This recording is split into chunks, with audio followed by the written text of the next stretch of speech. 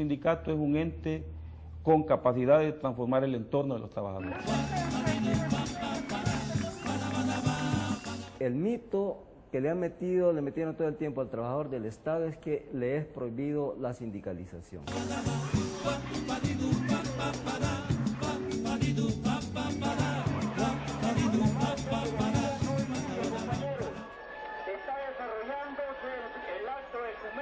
En este país las libertades sindicales, casi las libertades en general, nunca han sido bien vistas por el Estado. De hecho, desde 1932 se ha perseguido las organizaciones sindicales en este país.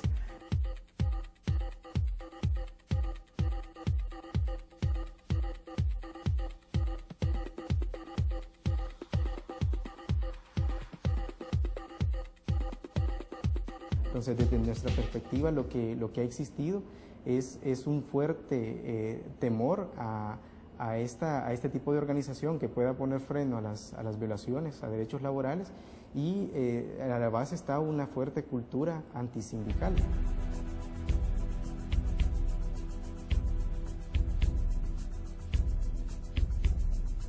En el caso del convenio 87, lo que busca es garantizar la libertad sindical sin hacer diferencias de ninguna clase. Esa es para mí, desde el artículo 2, la esencia de ese convenio. Garantiza la libertad sindical y el derecho de sindicación y lo equipara a un derecho humano.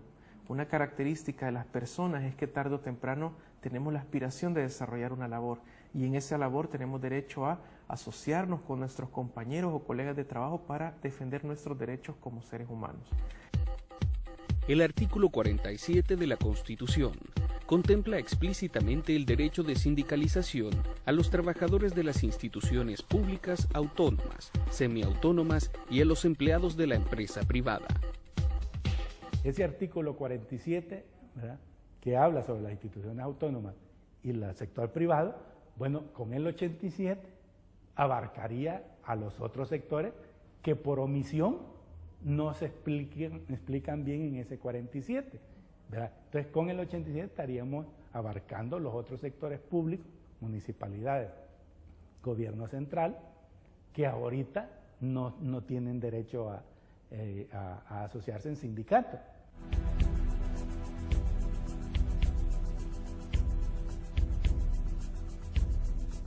Se busca ahí proteger el derecho de sindicación, que ya estaba en el convenio anterior, pero también el derecho a la negociación colectiva.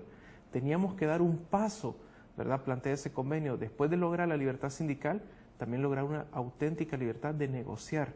De poco iba a servir tener un sindicato si no se protegía las posibilidades de que este sindicato se sentara a negociar, ¿verdad?, en igualdad de condiciones, al menos, con la otra parte, que va a ser la patronal, o, en el caso de la patronal, la organización laboral. Se reconoce en ese convenio 98 derechos también a los patronos. De un promedio de 100.000 trabajadores públicos, se estima que solo un 20% está organizado en asociaciones o sindicatos. Uno de los periodos de mayor organización se remonta a la Guerra Civil. En los años 80, pues, muchas instituciones de gobierno se formó la organización laboral, pues, la cual vino en ese momento realmente a contrarrestar muchas violaciones de parte de la patronal hacia los trabajadores, ¿no? Pero también pasado, llegando a los acuerdos de paz, la firma de los acuerdos de paz como que vino un poco a embobar la mente de muchos dirigentes sindicales. Ha habido un movimiento sindical, al menos durante los años del conflicto, que no fue independiente. Cada organización sindical en la época generalmente respondía a una organización política militar de oposición al gobierno. Eso se notó mucho después de los acuerdos de paz, donde muchas organizaciones sindicales caen en una situación de orfandad de la cual pocas sobrevivieron. Por eso es que ahora en este país hay tan pocos sindicatos. Para los trabajadores públicos, el Estado siempre ha tenido una actitud de rechazo y de confrontación hacia el sector organizado, a quien se le ha visto como un enemigo a vencer.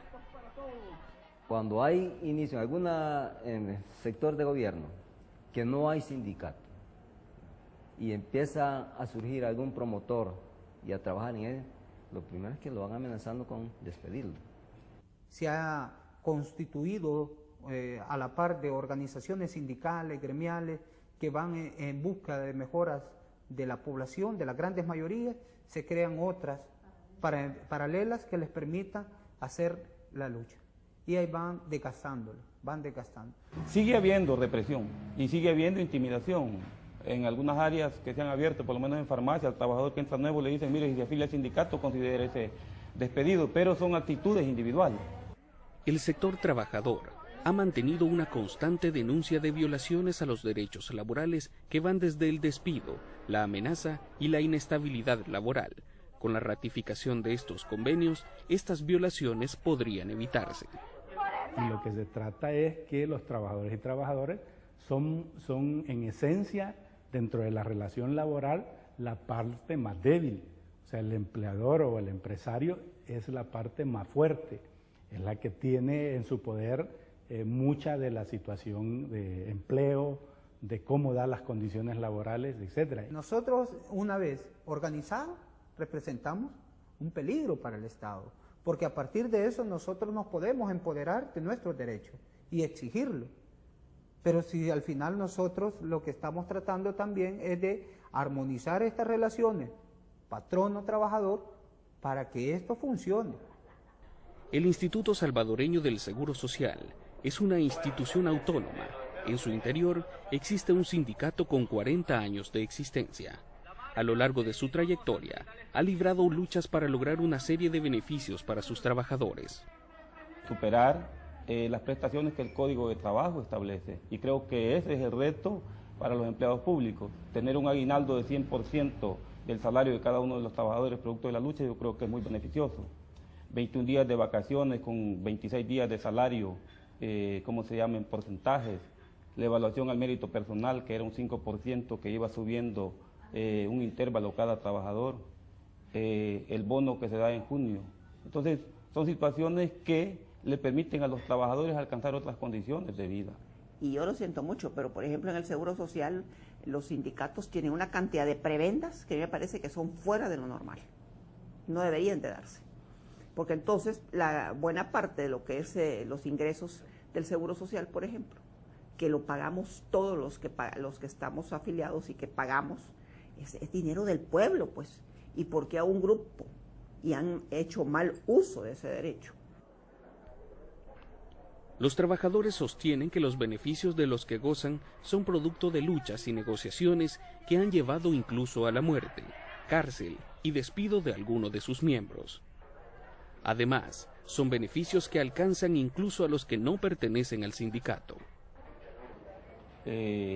Las negociaciones que se han hecho, la mayoría de incremento salarial o de revisión de contratos colectivos, han desencadenado conflictos al interior, huelgas, paros de labores, despidos, que están, ¿cómo se llama?, contabilizados en la historia del Seguro Social. Lo lamentable es que a veces estos sindicatos no han hecho un buen uso de ese derecho, porque han hecho uso del derecho, pero no de la responsabilidad que tienen. Y esto sí ha sido lamentable, porque, por ejemplo, hemos visto en el pasado como un seguro social o cómo han hecho huelgas inclusive dentro de salud pública sin tener derecho. La falta de diálogo y acuerdo entre los representantes de los trabajadores y la patronal ha llevado a la implementación de medidas drásticas y violentas de las partes en conflicto. ¿Qué es sindicato? La raíz es procurador de justicia. Entonces, ¿cuál es el problema? Cuando hay relaciones laborales inequitativas, injustas, surgen los conflictos. ¿Y quién resuelve los conflictos? Si en un momento determinado hay dos partes claramente identificadas, sindicato y patronal, entonces qué mejor que se sienten a dialogar sobre los problemas. Los convenios de la OIT que fomentan el sindicalismo en el sector público ya fueron ratificados hace años por todos los países de Centroamérica, a excepción de El Salvador.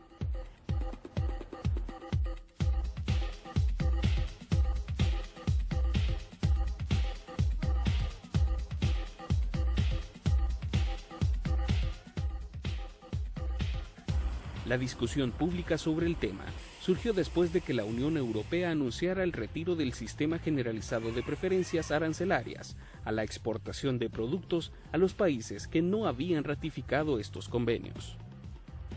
A la Unión Europea le interesa que que todas sus contrapartes o todos los estados con los que tiene relaciones comerciales tengan un mínimo, un estándar de condiciones o de reglas que sean comunes a ambos países. Que nosotros vamos a llevar adelante una ratificación para beneficio de la población salvadoreña, no para beneficio ni de un sector ni del otro. Si vamos a hablar del sector público, es decir, gobierno, no es para favorecer al gobierno, ni es para favorecer tampoco a los sindicatos. El gobierno ha sostenido que la ratificación de estos convenios pasa por reformas a la Carta Magna salvadoreña que deberán pasar por el aval de 2 legislaturas.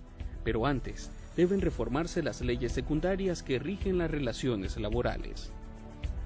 No podrán irse a la huelga aquellos que proporcionan el agua, la luz eléctrica, los servicios médicos. Tendrá que tener una serie de limitantes a través de una ley secundaria, definitivamente. Y yo estoy segura y absolutamente segura de que todos y cada uno de los ciudadanos van a estar totalmente de acuerdo. La sindicalización, que está ligada a la negociación de contratos colectivos de trabajo, es un tema fuera de discusión en los países con mayores niveles de democracia.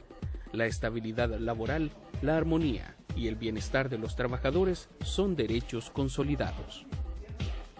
El problema es que en el fondo el modelo económico de la oferta y la demanda, ¿verdad?, está desechando esa humanización que tiene el trabajo. Es decir, que uno no trabaja, ¿verdad?, entonces no es humano. Todos trabajamos, ¿verdad? ¿Para qué? Para satisfacer necesidades.